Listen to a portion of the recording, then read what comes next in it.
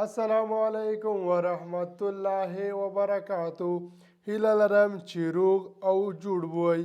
په تیره برنامه کې موږ او تاسو د تفریق له عملیې سره اشنا شولو او په نننۍ برنامه کې چې د ریاضیاتو شپږمه برنامه ده، موږ او تاسې به د طبیعي اعدادو د ضرب له عملیې سره اشنا شو. تعریف ته دقت وکړئ. په دې ډول موږ تعریفولی شو: ضرب د مساوي اعدادو د جمع لاندې طریقې ته وایي. ضرب د مساوي اعدادو جمع لاندې طریقې ته وایي.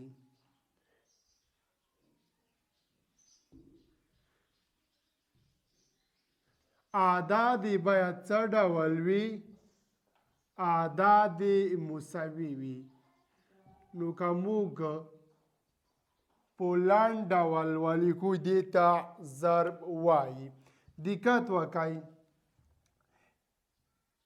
دوه مثبت دوه مثبت دوه مثبت دوه.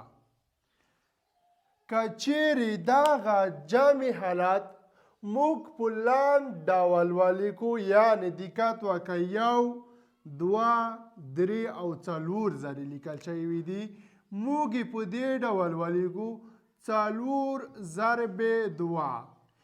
دې ته ضرب وایي. یعنې دغه موږ په لاندې ډول ولیکو، څو دفعې لیکل شوي دي؟ 4 دفعې. 4 ضرب 2 دې ته ضرب ویل کیږي. اعداد باید څه ډول وي؟ مساوي وي.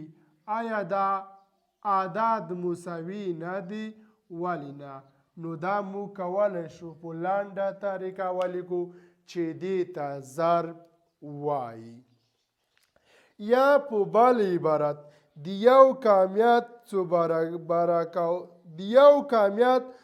برابره کولو عملیې ته ضرب وایي. یعنې موږ یو کمیت څو برابره کو، دې عملیې ته ضرب وایي. دقت وکړئ. یو کمیت څو برابره کولو عملیې ته ضرب وایي. دقت وکړئ. که چیرې موږ 8 څو برابره کو، یعنې په دې ډول 8 موږ لیکای شو 2 ضرب 2 ضرب 2. 2 ضرب 2 4. 4 ضرب 2 8. یعنې یو عدد یا یو کمیت موږ څو برابره ولیکلو، دې ته هم ضرب وایي. یا په دې ډول 14 4 ضرب 4. یو عدد موږ 2 برابره کو، نو دې ته ضرب وایي. یو کمیت څو برابره کولو عملیې ته ضرب وایي. ضرب موږ هم په ستوني او هم په سطري ډول ترسره کولی شو. دقت وکړئ. که چیرې A B 2 طبیعي اعداد او C حاصل وي، A B 2 طبیعي اعداد او C حاصل وي، نو موږ لیکلی شو. که وغواړو په ستوني ډول یې ولیکو، په دې ډول یې لیکلی شو: A ضرب B مساوي کیږي C سره. دا یې ستوني ډول لیکنه شوه د ضرب. که چیرې وغواړو په سطري ډول یې ولیکو، په دې ډول یې لیکلی شو: A ضرب B مساوي کیږي له C سره. دا یې سطري ډول لیکنه شوه د ضرب. په دې کې A B او C پېژندو چې د څه په نامه یادیږي. A په دې کې مضروب P او B مضروب بلل کیږي. A مضروب P او B مضروب بلل کیږي. دقت وکړئ.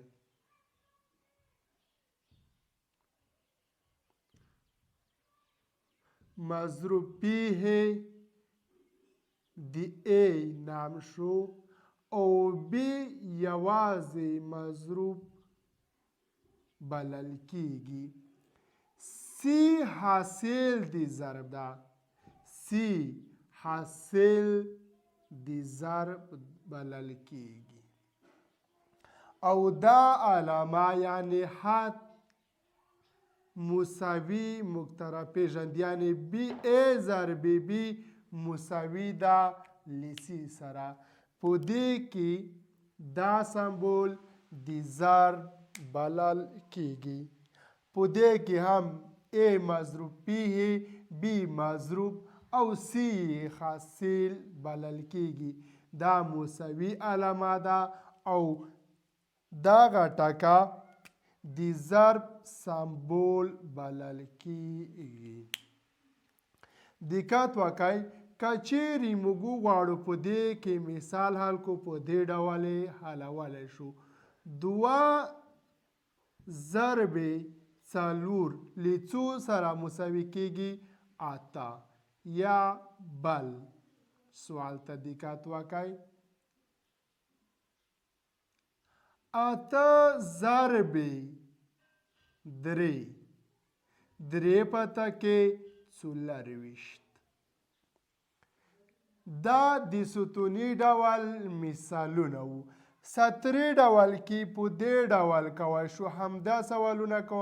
لومړی 2 ضرب 4 مساوي کیږي له 8 سره. دویم مثال 8 ضرب 3 مساوي کیږي له 24 سره. آیا په حاصل کې فرق راغلو؟ نه. نو موږ وایو که په ستوني او سطري ډول حل کو په حاصل کې یې فرق نه راځي. بل راځو د ضرب سمبولونو ته. یعنی ضرب په کومو سمبولو سره موږ او تاسې پیژندلی شو. د ضرب سمبولونه یا سمبول. ضرب په لاندې سمبولو سره پیژندلی شو. دقت وکړئ که چیرې A او B دوه طبیعي اعداد وي نو ضرب په لاندې ډول لیکلی شو. A ضرب B یا A ضرب B یا A ضرب B یا په قوسي ډول هم لیکلی شو. یعنی A هم په قوس کې B هم په قوس کې چې دا هم د ضرب یو حالت بلل کیږي. دا 4 واړه د ضرب سمبولونه بلل کیږي. یا ټکی، کراس، ستوری او قوسونه موږ ته د ضرب نښان یا سمبول ښایي. د ضرب حواس په لاندې ډول دي. د ضرب حواس په لاندې ډول دي. د ضرب لپاره موږ همغه چې د جمع او تفاضل لپاره زده کړي همغه حواس هم دلته زده کوو. دقت وکړئ حواس یې په دې ډول دي. لومړی تبدیلی حیثیت. په ضرب کې تبدیلی حیثیت سده کوي یا په ضرب کې تبدیلی حیثیت شتون لري.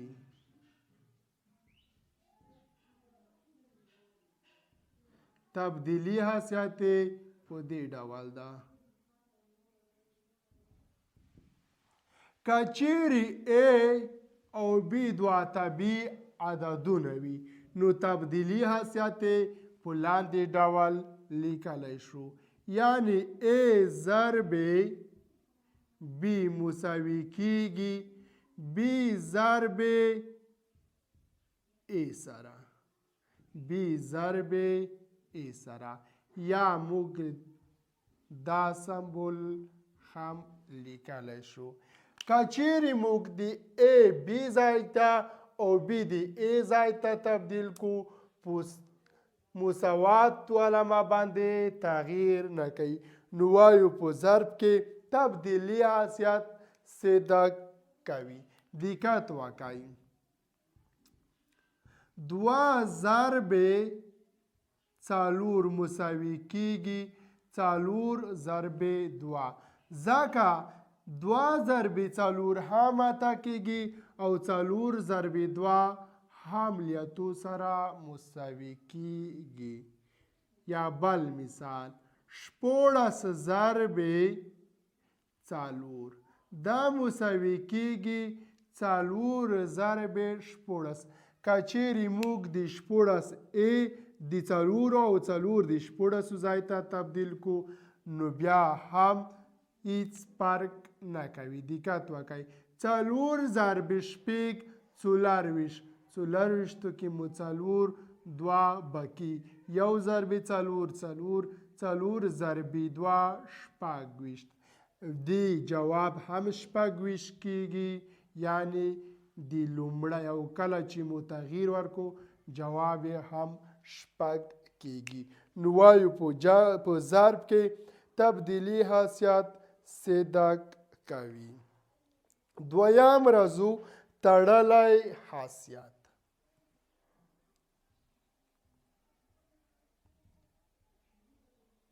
تړلی حیثیت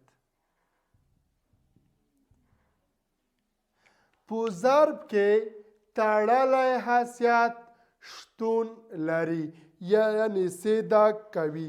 که چیرې ای او بی دوه طبیعي عددونه وي نو دا موږ سره ضرب کو بیا هم یو طبیعي عدد لاسته راځي. دقت وکړئ. که چیرې ای شامل وي په ان یعنی طبیعي عددو کې بی شامل وي په ان یعنی طبیعي عددو کې چې مخکې موږ د اعدادو په ډولونو کې طبیعي عدد پیژندلی وو دوی سره که ضرب کو ای ضرب بی هم بیا شامل دي په طبیعي اعدادو کې. مثال ته دقت وکړئ. 3 شامل دي طبیعي اعدادو کې 8 شامل دي طبیعي اعدادو کې یا 15 د دې پر ځای موږ لیکا شو د دې پر ځای شل سل او زر لیکلی شو. 3 ضرب 8 څلورویشت کیږي 24 هم شامل دي طبیعي اعدادو کې. دویم مثال ته دقت وکړئ. فرض کړئ 4 شامل دي طبیعي اعدادو کې یعنی 4 موږ د ای پر ځای لیکو د بی پر ځای لیکو 15 یعنی بی مساوي له څو سره شوله 5 سره دا هم شامل دي طبیعي اعدادو کې. کله چې موږ دوی سره ضرب کو یعنی 4 او 15 جواب شل کیږي. شل هم شامل دي طبیعي اعدادو کې. دا شو د ضرب دویم حیثیت چې موږ او تاسې په دې ډول سره وپېژندلو یا ورسره اشنا شولو. ډیر ساده او ډیر اسانه دي. انشاءالله تاسو به په دې کې مشکل نور نه ولرئ.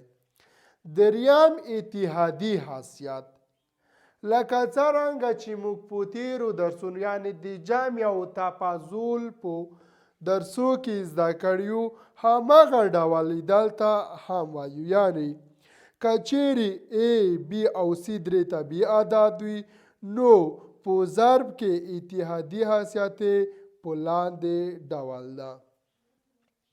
دریم اتحادي حیثیت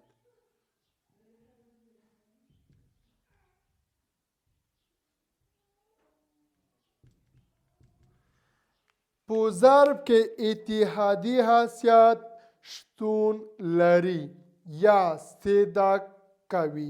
اتحادي حیثیت موږ او تاسو پیژندلی و چې ډلې ډلې یا ګروپونه جوړیږي، یعنې په دې ډول A B C درې طبیعي اعداد وي، نو موږ لیکلی شو A ضرب B ضرب C دا مساوي کیږي که چیرې A له C سره یو ځای شي، یعنې A ضرب C ضرب B.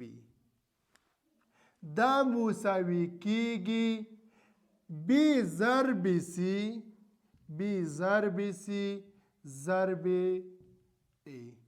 که چیرې A له B سره تړون وکړي، C هم له ځانو سره یو ځای کړي، مساوي کیږي که چیرې A د C سره او B وروسته هم له ځانو سره یو ځای کړي، یا B له C سره تړون یا ملګرتیا وکړي وروسته A هم ځانو ته نږدې کړي، مساوي کیږي له د نورو حالتونو سره. یو دوو مثالو ته دقت وکړئ، بیا په بشپړ ډول پوهیږئ. که چیرې A مساوي وي له درو سره ضرب B مساوي وي له څلورو سره ضرب C مساوي وي له دو سره. دا مساوي کیږي که چیرې A له C سره یعنې درې له دو سره یو ځای شي یا تړون وکړي. په ساده ډول به ووایو ضرب B مساوي ده څلورو سره. دا مساوي کیږي څلور ضرب درې ضرب یعنی دوه. دا درې واړه مساوي دي درې په څلورو کې. دقت وکړئ، هر یو جلا جلا پیدا کوو. درې ضرب څلور دولس، دولس ضرب دوه څلرویشت. درې ضرب دوه شپږ، شپږ ضرب څلور څلرویشت. دوه ضرب څلورو دلته دوه باید شي، د پر ځای درې. دوه ضرب څلور اته، اته ضرب درې څلرویشت. نو موږ وایو چې په ضرب کې اتحادي حیثیت شتون لري یا سیده کوي. په ضرب کې اتحادي حیثیت شتون لري یا سیده کوي چې موږ دلته ورسره اشنا شو. څلورم راځو توضیح حیثیت ته. په ضرب کې توضیح حیثیت د جمع او تفاضل لپاره په لاندې ډول ده. څلورم توضیح حیثیت.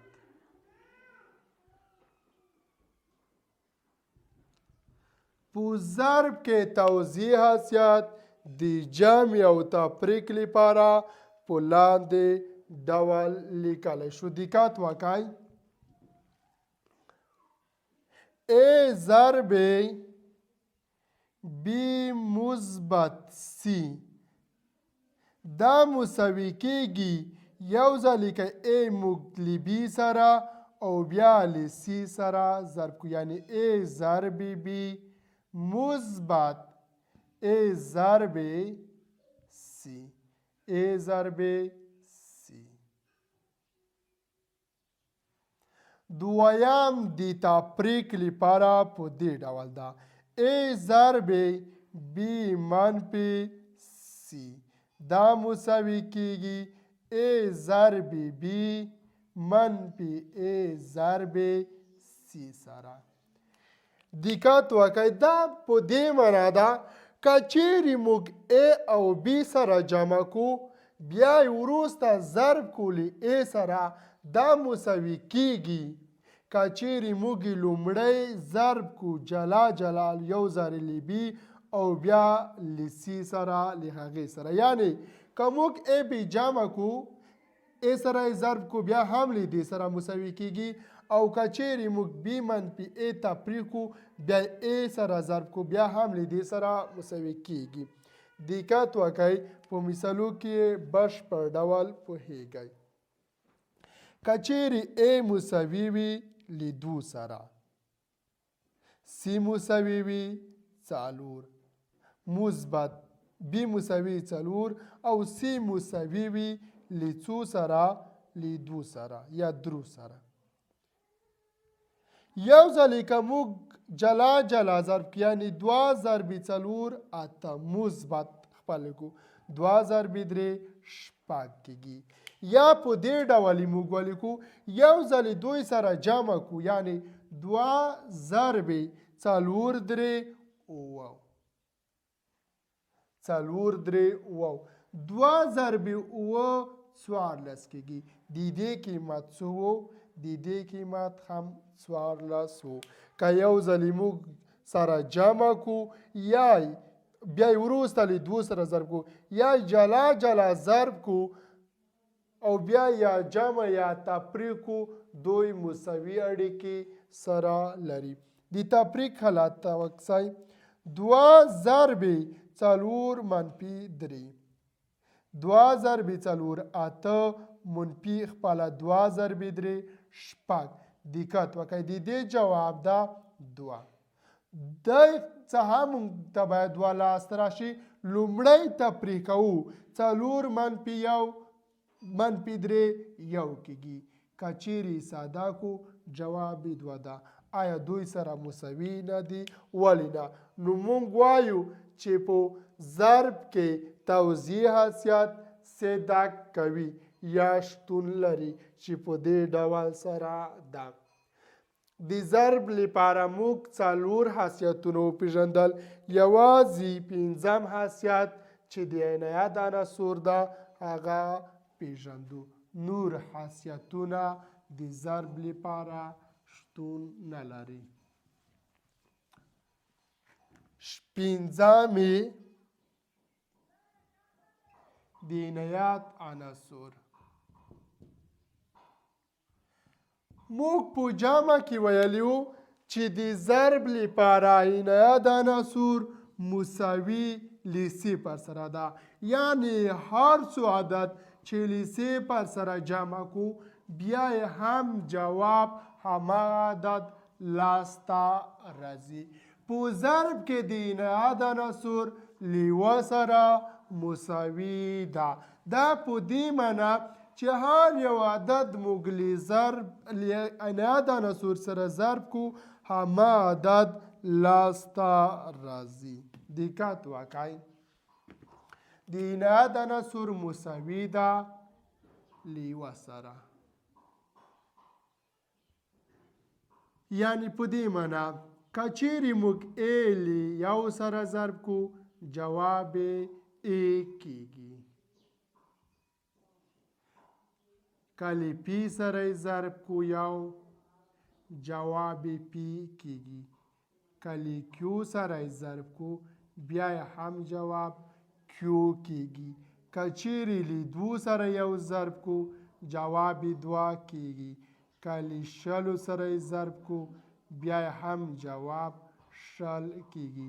که چیرې له 0 سره ضرب کو بیا هم جواب 0 کېږي. نو وایو په ضرب کې د عنایت عنصر له 1 څخه عبارت ده یا له 1 سره مساوي ده.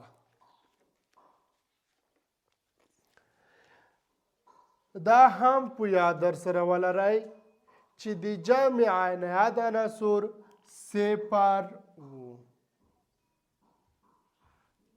اما که چیرې په ضرب کې موږ 0 له کوم عدد سره ضرب کو 0 کېږي. یعنی عدد ضرب 0 کېږي. لکه ا ضرب 0 جواب 0 کېږي. 8 ضرب 0 بیا هم جواب 0 کېږي. 10 ضرب 0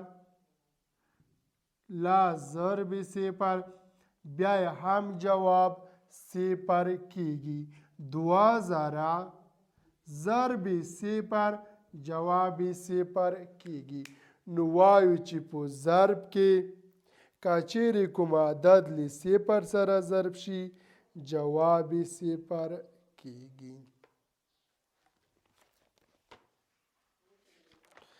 راځو په ضرب کې مسایل کوو موږ د ضرب لپاره څلور سمبولونه لیکل یو په دې ډول یعنی 2 ضرب 4 اته کیږي یا 2 ضرب دویم سمبول په دې ډولو 4 اته کیږي یا 2 ضرب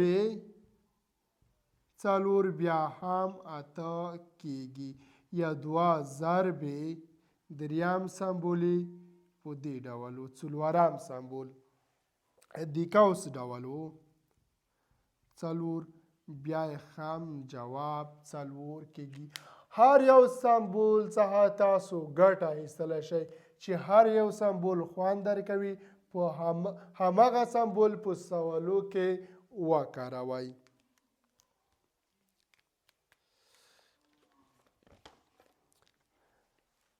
د ضرب مسایل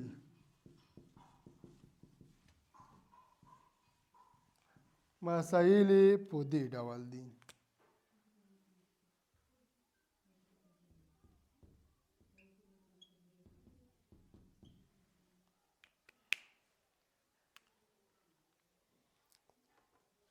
هم مو کولی شو په سطري او هم په ستوني ډول ترسره کړو لومړی مثال 3 ضرب 2 شپږ کیږي تاسو یو کار وکئ له 2 څخه تر 9 یا 10 پورې پړې په یو سپینه ټوټه کې یعنی ورقه کې درته ولیکئ هغه یاد کئ تر څو په ضرب کې له مشکلاتو سره بیا مخامخ نشئ ځکه هغه ډېر ساده او ډېر اسانه کار دی که چیرې زه تاسو ته په دې برنامه کې پړې هم وایم ډېر وخت نیسي دا چې کم وخت کې موږ ډېرې زده کړې وکړو نو تاسو هم خپله یو څه کار کوئ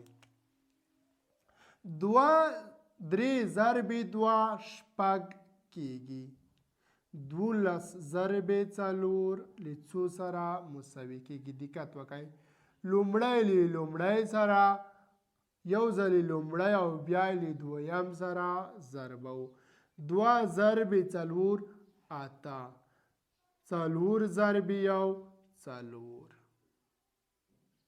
بل مثال ته دقت وکړئ 22 ضرب 4 4 ضرب 2 اته 4 ضرب 3 12 22 ضرب 12 2 ضرب 12 نه که موږ چیرې لینو سره ضرب کو دقت وکئ چې یو حاصل جوړ شي 2 ضرب نه 18 کې ماته یو باقي 2 ضرب 9 ضرب 2 18 مثبت 19 کیږي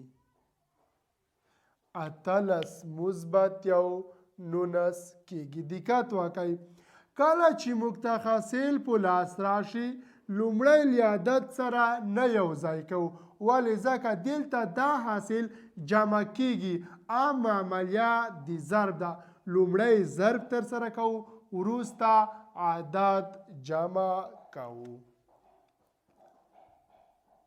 2 ضرب 15 2 په 15 کې لاسو کې مو صفر یو باقي 2 ضرب 15 ضرب 4 شل جمع 20 یعنی په دې ډول لومړی ضرب عملیه او وروسته حاصل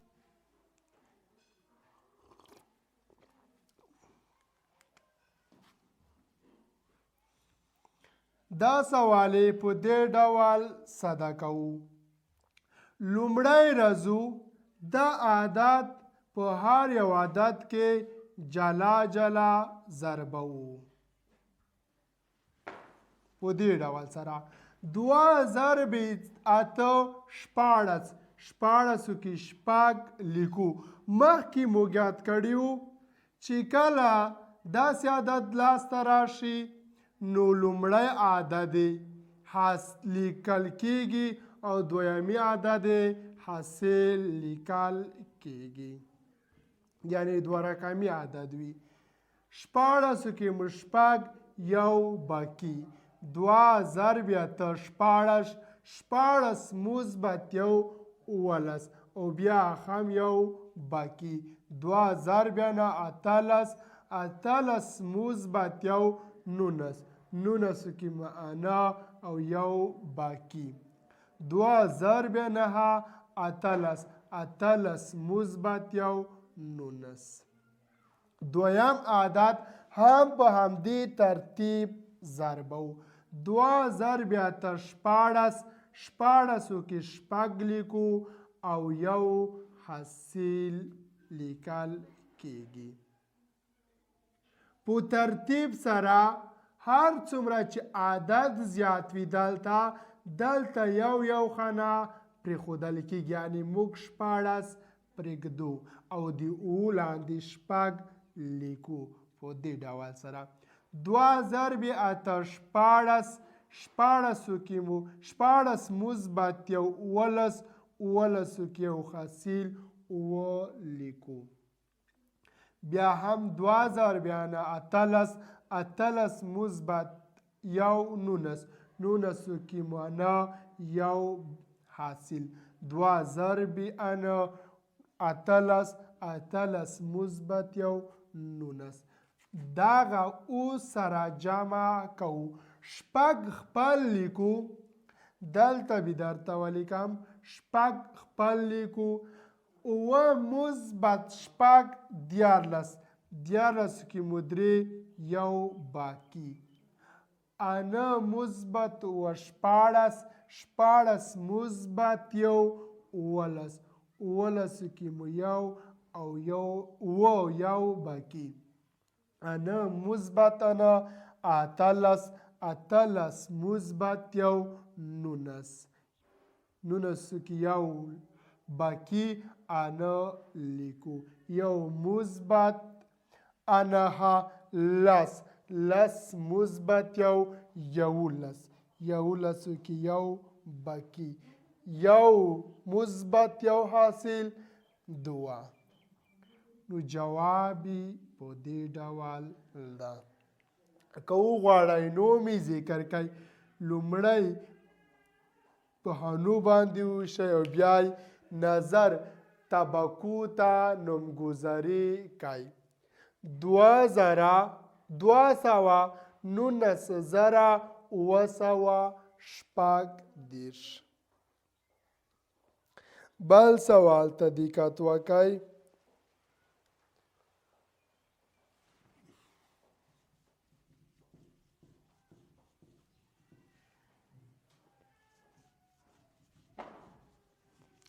بل سوال په دې ډول ده. 22 ضرب 42. 22 ضرب 42. یو ځلې په دې کې 2 او بیا یې دوهم ځل دپاره په دې کې ضربو. 2 ضرب 2 4. 2 ضرب 2 4 کېږي. که چیرې دلته یو عدد هم ولیکو تر څو موږ ته د دغې حنو د پرېښودلو ترتیب څرګند یعنې هر روښانه شي په دې ډول لیکو. یو عدد بل هم اضافه کوو. بیا هم د عدد په دې او په دې کې ضربو. 2 ضرب 4 8. 2 ضرب 4 8. موږ یوه حانه په خپل حال بیا لاندې وړو. 2 ضرب 2 4. بیا هم یو حانه پرېږدو. 2 ضرب 2 څلور. دا د ضرب له اصولو څخه دي او اوس دا عدد سره جمع کوو. څلور خپل حال لیکو. اته جمع څلور 12. 12 کې مو 2 یو بکی. د یو بکی اوس هم له دې سره یو ځای کوه شو او د دې د مجموعې نه وروسته هم موږ یو ځای کولی شو. لکه یو مثبت اته 9. 9 مثبت څلور 14. 14 کې مو 3 یو بکی. یو مثبت څلور 15. انشاءالله د ضرب لی تعریف خواصو سمبولونو او د مسایلو لی حل سره بو یو څه اشنا شوي وی. په ضرب کې که چیرې موږ تاسو ته دا ډول مسایل راشي دقت وکئ چې دا په دې ډول یعنې که چیرې موږ ته داسې سوال راشي چې هغه په ضرب کې صفرونه زیات ولري یعنې ضرب 22 د اسانه طریقه په دې ډول ده. یوازې موږ همدا یو عدد چې طبیعي عدد ده له دې اعدادو سره ضربو. صفرونه په خپل حال لیکو یعنې دقت وکئ. یو ضرب 22 کیږي. 3 صفره خپل لیکو. یا په دې ډول 888 ضرب سل. یو ضرب 888 صفرونه خپل لیکو.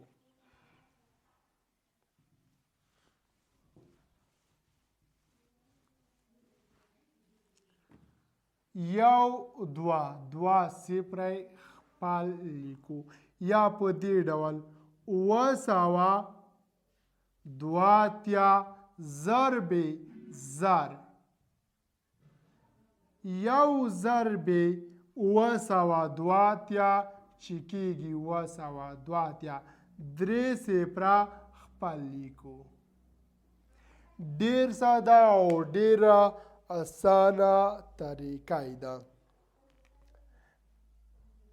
55 ضرب شل. یوازې 2 موږ دې کې ضربو. 2 ضرب 5 لس. لسو کې مو صفر یو بکی. 2 ضرب 15 لس. لس مثبت یو کېږي. لس مثبت یو 11. 11 کې مو یو بکی. 11 کې مو یو بکی. دقت وکئ بکی نه لیکو. 11 پوره لیکو او یو صفر خپل وړو په دې ډول. 1100 کېږي. 55 ضرب شپېته. 55 ضرب شپېته 11 کېږي. یا په دې ډول که بل مثال ولیکو. 2 ضرب 400. یوازې 4 موږ په دې کې ضربو. 2 ضرب 4 8. 4 ضرب 8 24. 4 ضرب 8 24. 2 صفره خپل لیکو. بل مثال ته دقت وکئ. 992 ضرب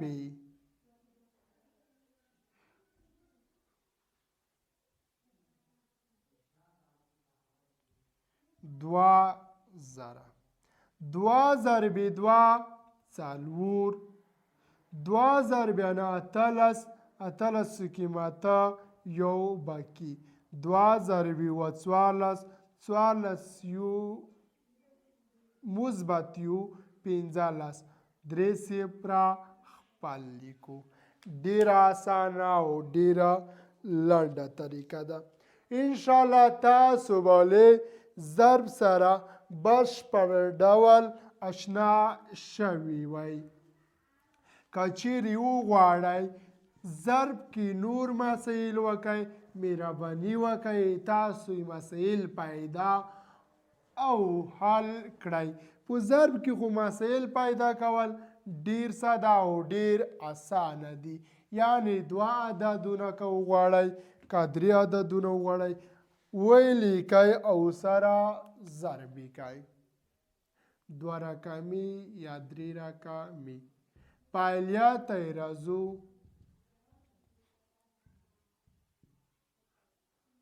22 ضرب 2 صدا کئ. دویم مثال 890 ضرب 100 صدا کئ. دریم مثال 98 12 ضرب 22 صدا کئ. څلورم مثال 62 ضرب 8 صدا کئ. پنځم مثال په دې ډول ده 821 ضرب 312 دا صدا کئ. شپږم مثال 922 ضرب 821 صدا کئ. که چیرې کوم مشکل په دې کې لرئ نو تاسو برنامه دوباره تکرار کئ چې انشاءالله په دې سره به مشکل له منځه لاړ شي.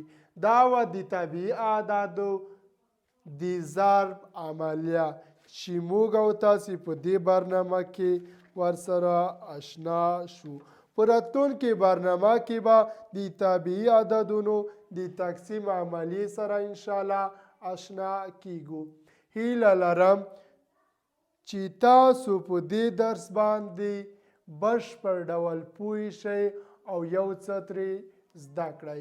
تر راتلونکې برنامې مو په پاک خدای سپاره.